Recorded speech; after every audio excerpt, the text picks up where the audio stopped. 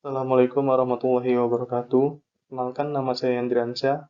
Kami dari kelompok 5. Di kelompok 5 ini kami akan membahas mengenai materi tentang mengelola pasokan layanan TI, aplikasi, dan infrastruktur. Adapun anggota kelompok saya adalah Arif Wahyu, Febri Risnandi, Rahmat Santoso, dan Fakih Syahruni. Nah, adapun pembahasan kami di materi ini, yang pertama itu ada mengenai strategi layanan teknologi informasi, lalu dilanjut dengan jenis layanan teknologi informasi, berikutnya strategi pengembangan dan penyediaan aplikasi, lalu pendekatan pengembangan aplikasi dengan portofolio aplikasi, dan yang terakhir, strategi untuk mengelola infrastruktur teknologi informasi. Oke, selanjutnya akan diterangkan oleh Arif Wahyu. Kepada Arif Wahyu, waktu dan tempat saya persilahkan. Yang pertama, ada strategi layanan teknologi informasi. Banyak bisnis sekarang memberikan beberapa aspek produk atau layanan mereka kepada pelanggan melalui SITI atau melalui pusat layanan yang sepenuhnya bergantung pada SITI,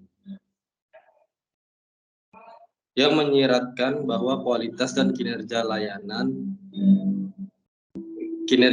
TI tidak hanya terlihat secara internal, tetapi juga secara eksternal, dan mempengaruhi kinerja bisnis dan hubungan pelanggan secara langsung.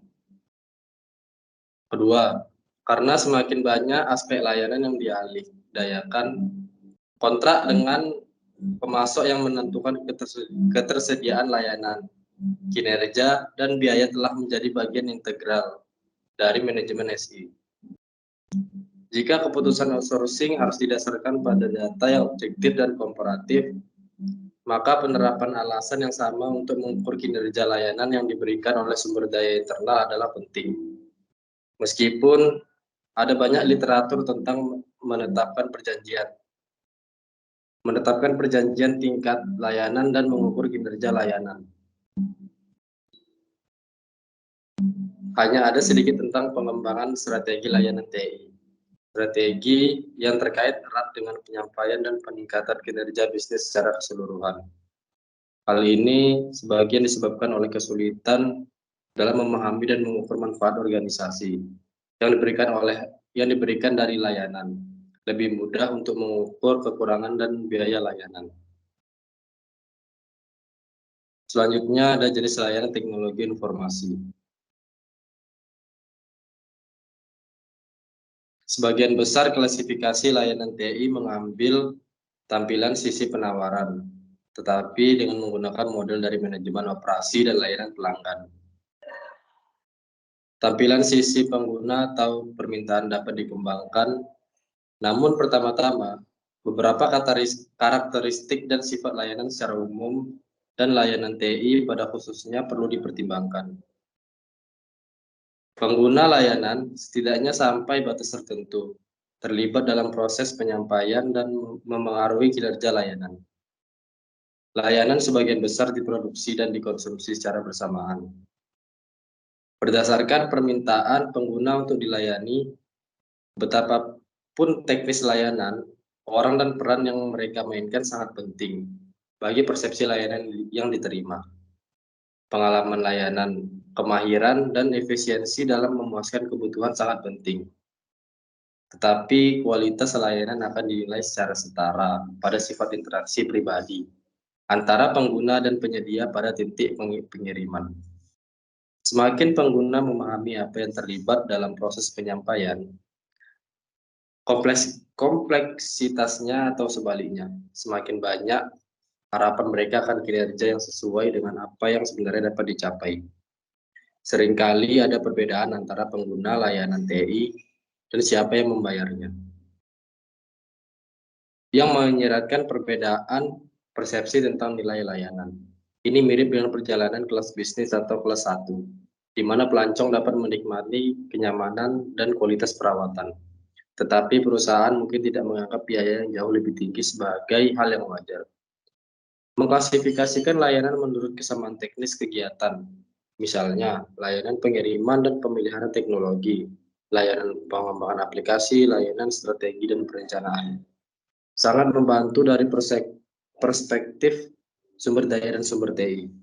Perkenalkan, nama saya Rahmat Santoso, NIM 2121039 dari Prodi Sistem Informasi.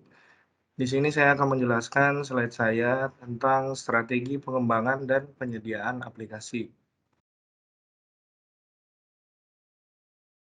Pengembangan aplikasi mungkin lebih baik diberi label penyediaan aplikasi dalam artian bahwa banyak aplikasi sekarang dibeli secara internal daripada dibuat sendiri. Proporsi perangkat lunak aplikasi yang dibuat khusus versus paket yang dibeli bervariasi di seluruh industri.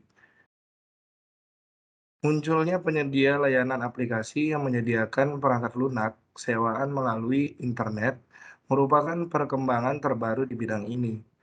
Peran dan potensi ASP akan dibahas kemudian di dalam bab ini. Di bawah outsourcing, meskipun lebih sedikit perangkat lunak aplikasi yang diproduksi sendiri, perangkat lunak yang dibuat khusus seringkali dikembangkan oleh pihak ketiga. Dan sebagian besar, paket perangkat lunak besar memerlukan konfigurasi ekstensif dan bahkan beberapa penyesuaian sebelum diimplementasikan. Tantangan untuk pengembangan atau penyediaan aplikasi menjadi lebih menuntut karena SI dan TI telah menjadi bagian integral dari kinerja bisnis. Pada saat yang sama, lingkungan bisnis telah berubah lebih cepat dan dramatis, menghasilkan peningkatan dan ketidakpastian, juga kebutuhan akan fleksibilitas dan kemampuan beradaptasi dari proses dan sistem. Masalah utama untuk pengembangan aplikasi dapat diringkas sebagai berikut.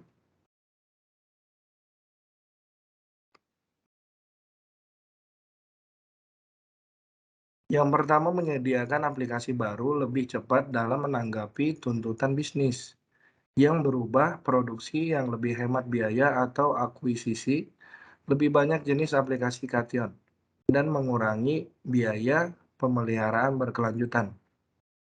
Yang kedua, meningkatkan kualitas dan keandalan perangkat lunak karena menjadi bagian integral dari proses bisnis. Yang ketiga, merancang aplikasi yang lebih fleksibel atau mudah beradaptasi daripada yang dapat ditingkatkan atau dimodifikasi dengan cepat dengan biaya tambahan yang rendah. Kemudian, yang keempat, memastikan nilai maksimum dapat diperoleh dari aset informasi organisasi. Dengan kata lain, lebih cepat, lebih murah, lebih baik, lebih fleksibel, dan lebih mudah untuk digunakan. Beberapa di antaranya adalah tuntutan baru, kecuali mungkin sistemnya dirancang berpusat pada pelanggan. Tetapi sejarah SITI telah menjadi salah satu harapan yang meningkat dari apa yang dapat dilakukan relatif mudah. Yang dipromosikan sebagian besar oleh industri TI diimbangi oleh kesulitan yang melekat merancang dan menetapkan sistem berbasis komputer yang kompleks dalam bisnis yang kompleks dan berkembang.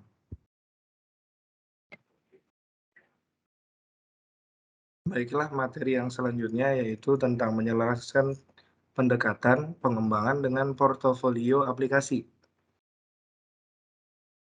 Bagian ini mempertimbangkan secara lebih rinci pendekatan untuk pengembangan atau penyediaan aplikasi, terutama perbedaan di seluruh portofolio. Yang pertama, aplikasi strategis. Untuk sistem strategis, kecepatan pengembangan dan fleksibilitas desain sangatlah penting, dan biaya kurang penting, terutama ketika tujuannya adalah mendapatkan dan mempertahankan keunggulan yang kompetitif. Jendela peluang mungkin berumur pendek atau bersifat yang tidak pasti. Kedua, aplikasi operasional utama. Ini umumnya merupakan sistem bekerja keras yang menjalankan proses operasional utama bisnis. Misalnya, entry dan pemenuhan pesanan pelanggan harus dirancang dengan baik dalam proses bisnis maupun istilah teknis. Sistem operasional utama harus efisien dan kuat untuk menghasilkan biaya penggunaan yang efektif dan bebas masalah dalam jangka waktu yang lama. Yang ketiga, aplikasi dukungan. Jika aplikasi Yang ketiga, aplikasi dukungan. Jika aplikasi pendukung baru diperlukan atau yang sudah ada akan diganti, solusi yang paling tepat adalah membeli paket lisensi. Berlisensi standar yang memenuhi persyaratan bisnis maksimal mungkin. Paket tidak boleh di-customize. Proses dan prosedur bisnis harus diubah agar sesuai dengan paket. Sangat jarang sebuah organisasi dapat membenarkan alokasi keterampilan dan sumber daya yang berharga untuk mengembangkan sistem pendukung untuk diri mereka sendiri atau biaya masa depan untuk memodifikasi setiap rilis paket baru untuk memenuhi keistimewaan bisnis mereka. Yang keempat, aplikasi berpotensi tinggi. Karena ini adalah aktivitas penelitian dan pengembangan R&D yang memungkinkan teknologi baru untuk dicoba guna memastikan aplikasi potensialnya bagi organisasi, atau untuk mengeksplorasi potensi teknologi dalam kaitannya dengan ide bisnis yang inovatif.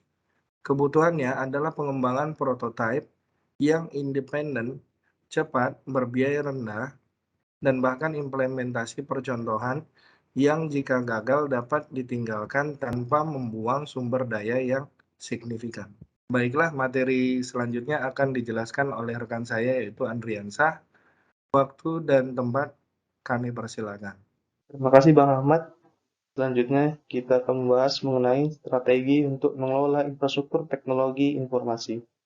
Bagian ini berkaitan dengan pengelolaan infrastruktur teknologi dari perspektif strategis dan khususnya isu-isu yang mempengaruhi investasi dalam pengembangannya dan kontribusi serta keselarasannya terhadap strategi bisnis. Mendefinisikan infrastruktur TI dan komponennya menjadi lebih sulit seiring dengan berkembangnya teknologi dan semakin menjadi utilitas bisnis. Mungkin definisi terbaik adalah dasar yang memungkinkan kemampuan TI bersama yang memberikan dasar untuk sistem bisnis lainnya. Karena sulit untuk dipisahkan masalah manajemen infrastruktur yang terkait dengan pengadaannya dari masalah yang mempengaruhi penggunaannya dalam layanan dan aplikasi. Oleh karena itu, infrastruktur TI dianggap terdiri dari yang pertama, infrastruktur fisik yang terdiri dari rangkaian produk dan layanan jaringan, perangkat keras dan perangkat lunak dasar yang digunakan untuk memungkinkan aplikasi dan penggunaan tujuan umum teknologi agar berfungsi dengan sukses. Yang kedua, arsitektur yang menggambarkan infrastruktur fisik dan menunjukkan konfigurasi saat ini dan jika memungkinkan masa depan. Selain model infrastruktur fisik dan lokasinya, ini juga mencakup model informasi, proses, dan struktur organisasi.